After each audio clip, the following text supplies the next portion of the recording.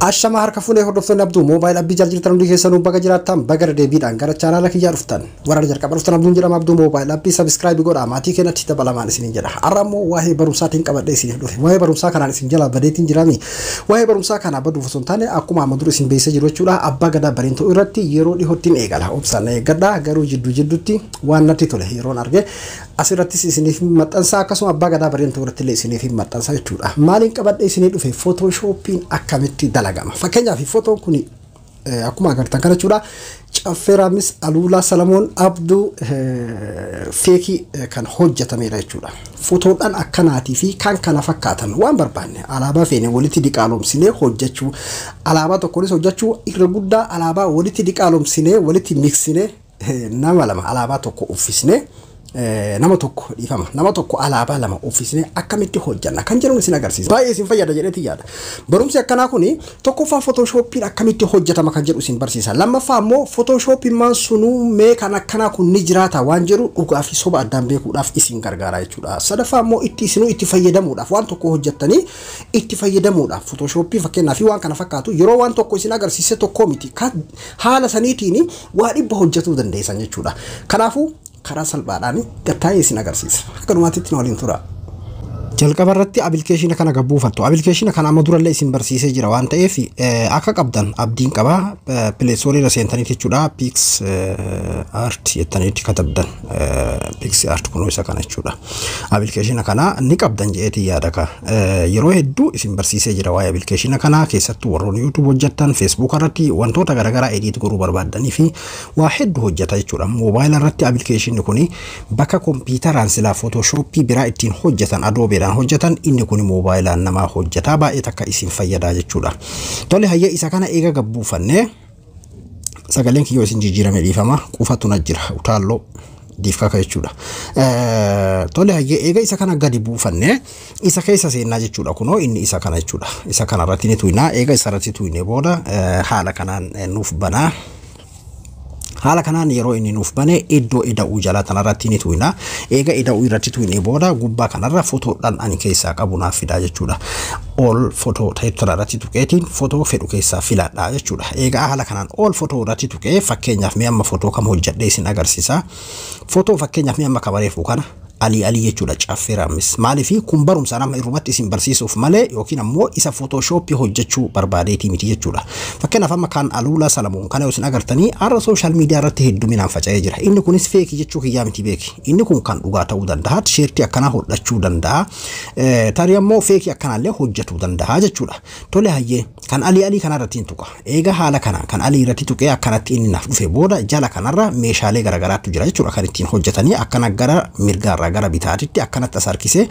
add photo ta'etu jira jechuudha add photo tanarratti ni tuqa yeroon asirratti tuqe booda Google irraa jalqaba alaabaa gadi buufattu alaabaa barbaadan hundinuu Google irra ni jira ka ni beektan jedheeti yaada Google Chrome irra ta'u bakkuma fedhe haa ta'u Opera Mini illee haa ta'u tole hayyee anamma nin qaba waan ta'eef fakkeenyaaf kan alaabaa Oromoo kana fudhaa jechuudha alaabaa Oromoo kana ni fudhaa irratti gattuqa jechuudha eegaratti gattuqi asnaa dhufee min gubbaa kanarra immoo aad ta'etu jira jechuudha aadii tanarratti ni tuqa haala kanaan naa dhufte jechuudha alaabaan amma maal godha kara tokko alaabaa kana itti uffisa kara biraa immoo alaabaa biraa itti godhuu deema asiin gara tokkoon ammoo alaabaa biraa itti godhuu deema shaabisni inni godhate kun normaala akkuma agartan kana jechuudha amma duuba maaliin godha akkanatti addaan bal'ifadha kunoo as tuqee addaan bal'ifadha yoo fedhe roga afran kanneen akkanatti akkana bal'ifachuu illee danda'a jechuudha haga bakka barbaaduutiitti amma mi'aan irratti wal qixxeeffadha akkanatti mee fakkeenyaaf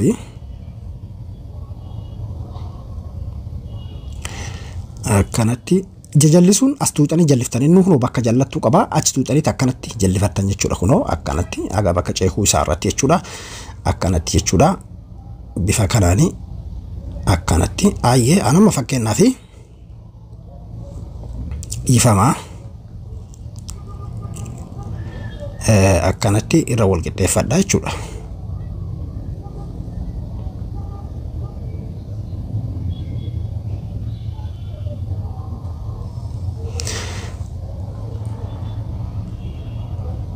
aga bakka uccuun isaa gahuutitti cinaa itti uffisuu barbaadan san sirritti waliin gahuu qabdan jechuudha kunoo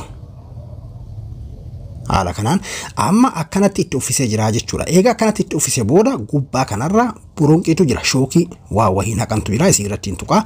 Akkana naa guddateemi ammas jala kanarra irrees tanarratti tuqa. Irrees jechuun balleessuudha. Irreesii tanarratti tuqa. Egaa irreesii irratti tuqee irraa balleessatanii yoo feetan gurguddifattanii fakkeenyaaf amma balleessuuf deema waan ta'eef akkana guddifadhee irraa balleessaa jechuudha. Sarara kana yoo barbaadin asumarratti tuutanii gad deebiti jechuudha isiin. Akkanatti amma irraa haqaa jechuudha kunoo irraa balleessa. Quba kiyyaan rigaa jiramu waan biraatii miti. Akkanatti irraa balleessaa jechuudha. Amma akkanatti eega irraa balleessee booda maaliin godha amma gamanaanii bakka irrees cinaa jirtu tanaan jechuudha. Kunoo gamanaan reestoortu jira jechuudha. Isii tanarratti tuqa amma. Akkanatti irratti tuqee amma sogguu lammaffaa irratti tuqee siitingiidhaan kan akka olnaa bahu godha. Maal godha duuba sarara gubbaa kan akka harkaan tuuneetti itti godhachuudhaa fi tan akkanatti as xiqqeessa. Maaliifi qalama itti dibuu deemu kan alaabaa kana akkana duraan balleessineef jechuudha. Akkana diqqeeffadhee kajalaa kanallee ammoo kajalaa kana faa baay'ee diqqeessa. No fakkeenyaaf akkanatti amma torbarratti fayyadama. No torbarratti akkaataa isin halluu barbaaddanii jechuu kiyya. Tole amma reestooraantii tuqee amma maal godha duuba akkana quba lameeniin zoom as godhee sarara shaamizii isaa kana eeggadheetiin itti godhaa jechuudha. Kunoo akkuma agartan kana akkanatti yoo irra tirfita illee akka itti hayxan isin agarsiisa suuraa koon qabu. Kunoo akkuma agartan kana akkanatti sarara shaamiza isaa eeggadhee akkanatti haga bakka barbaadu shuuf akkanatti jechuudha. Koolittaa isaarrallee akkanatti itti diba. Qubaan dibaa jira amma akkanatti jechuudha. No akkanatti amma qubaan jidduu kanallee akkanatti dibaa jechuudha. Akkanatti qubaan eega itti dibee booda waliin gahaa jechuudha. Kanammoo yeroo anna gootan akkana guddifachuu dandeessan eega moggaa sararattanii booda akkanatti guddifattanii akkanatti jechuudha. Bifa kanaanii akkanatti itti dibdu. Amma duuba waan guddiseef na harka achitti ol ba'e. Amma maaliin godha duuba eega akkana godhee booda akkana godheeti bakka irra dabrisan asirratti tuqeetiin bakka irra guddate san amma irra haqaa jechuudha. Ifa isiniif akkana diqqeeffadhee kara gubbaa kan akkana zoom godhee kunoo akkanatti irraa balleessa. Meeqatti irraa balleessa? Bakka shamiza isaa tuqe san akkanatti irraa balleessa jechuudha. Kunoo akkanatti irraa balleessa amma bifa kanaan jechuudha. Akkanatti bakka shamiza tuqe san maaliin balleessaa? Irrees tanaan balleessaa jechuudha.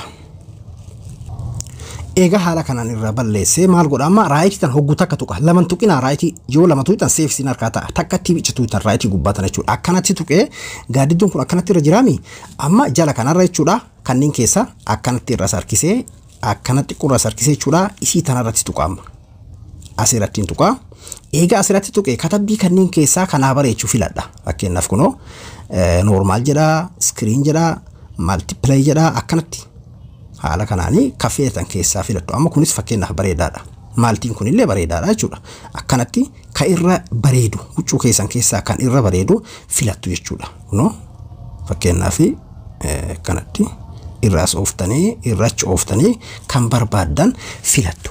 Amma akkanatti eega itti godhe ammallee kunoo kanneenuma keessa wantoota tokko kanaaf bareechuu fakkeenyaaf isa kanallee tuqeeti isa kana akkanatti gaaddidduun akka jalaan hin mul'anne akkana godha. Amma isa kanas tuqee kun amma maalinni fakkeenyaaf kan amma irratti godhe kun jechuudha akka alaabaan sirriitti iftuu fi hin ifne yoo barbaadanidha. Fakkeenyaaf akkana yoo akkana gootanii kun akkanatti xiqqashu akka isiin xiqqashu dukkanooytu godhuu barbaadanii fi yoo itti akka isiin iftu godhuu barbaadanidha. Haala kanaan jechuudha. No fakkeenyaaf amma 83 kanarratti filadhee jira jechuudha. Sanbooda amma duuba maaliin godha? Ammas raayitii gubbaa kana hogguu takka tuqa laman tuuxan jechuu ammallee akkanatti amma lama tuqeeyuun harkaa seef ta'ee jira. Tole yaa'ii haa ta'u rakkoon qabu. Ammas maalin godha duuba alaabaa lammataa fudha. Aad footoo ka jedhu kanarratti tuqee alaabaa lammataa ka Google irraanii buufattan jedheetii yaada. Sanbooda kunoo tan TDF tana fakkeenyaa fi lama walitti miksina isiniin jedhee jira. Aad sayittoo gubbaa tana tuqaa akkuma reefuutitti akkanatti naa dhufe. Eega akkanatti naa dhufe jechuudha. Isii tanarratti tuqee footoo adii moggaatanii irraa muraa jechuudha. Kunoo asirratti tuqee akkanatti irraa muradha. Bifa kanaan jechuudha. Akkanatti irraa muree sanbooda gubbaa kanarra raayitiin godha. Amma kanas maaliin godha? Yoon fedhe akkanatti eessa tuqeetiin akkas godhaa jiraam as tuqeeti jechuudha. Yoo fedhe dalgatti yoo fedhe gadootti jechuudha. Fakkeenyaaf akkana gadootti tolchuu barbaada yoo ta'e akkanumatti harkiseen guddifadha. Akka barbaadutti akka shaamiza isaatiin naa qajeeltutti jechuudha. Akkanatti jechuudha kunoo bifa kanaan jechuudha. Akkanatti akkamitti akkanatti akkasitti dhiifama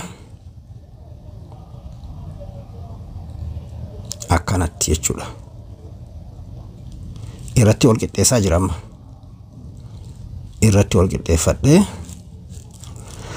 amma egaa kana wal qixxeessee akkaatuma karee fuusan jechuudha shookii gubbaa tanan tuqa shookii tana akkanatti tuqeetiin amma irraa balleessa akkuma reefuu isiniin jedhe irraa haqa jechuudha amma kunoo akkanatti irraa haqa isinii galee akkasitti irraa balleessa egaa irraa balleessee booda maaliin godha gubbaa kanarra jala kanarra jechuudha reestoor tuqa ammallee isii irratti tuqeetiin reestoor yoo fedhe oggulama tuqee siitingii isaa wal qixxeeffachuudhaa fi akkana harkaan dhedheerannee ta gubbaa tana akkanatti xiqqeeffadhee tan jalaa tanallee akkuma karee fuu xiqqeessee lakkoofsa xiqqaa irratti godheeti caafii isaa kanarra akkanatti sarara kunoo akkuma agartan kana akkanatti sarara kunoo shaamiza isaatirra akkanatti sarara jechuudha anamma isin agarsiisuudhaaf beeki akkanatti godhaa jira malee baay'ee sablaadha kunoo akkana godhee san booda kana akkana kunoo guutumatti akkanatti itti dibachuudha qubaan yoo fedhe akkanatti guddifadhee akkanatti itti dibachuudha kunoo akkuma agartan kana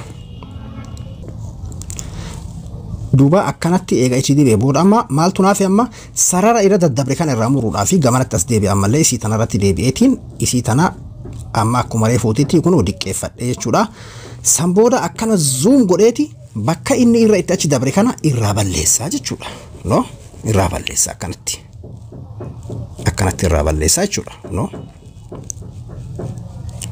haala agartan kanaanii irraa balleessaa jechuudha no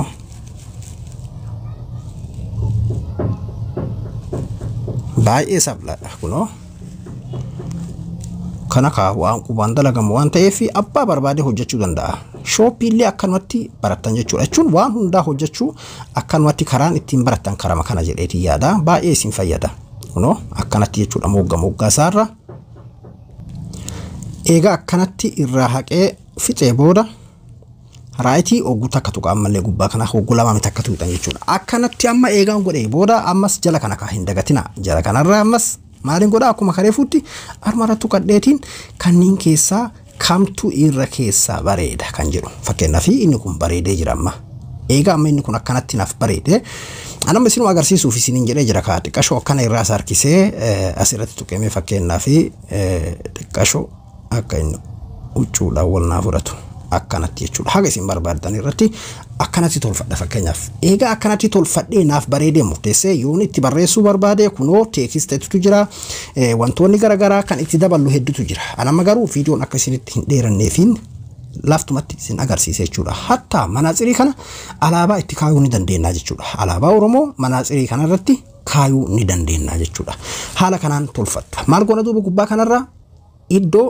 raayitii kanaan tuqa haala kanaan san booda kunoo seef yoo inni kana isinii fidinis kanuma tuuxanii oguu jettan seef ta'ettu isinii fidaa jechuudha amma eessanaa seene gaalaarii keessarratti seef naa ta'ee jira jechuudha kunoo jalqaba irratti gaalaarii yeroo bane caffeeraamis kan alaabaa lama uffateen argadha jechuudha haala kanaan hojjettu ani Abduu Moobaayila Biraay hanga qophii biraatti walitti deebinutti nagayaan naa tura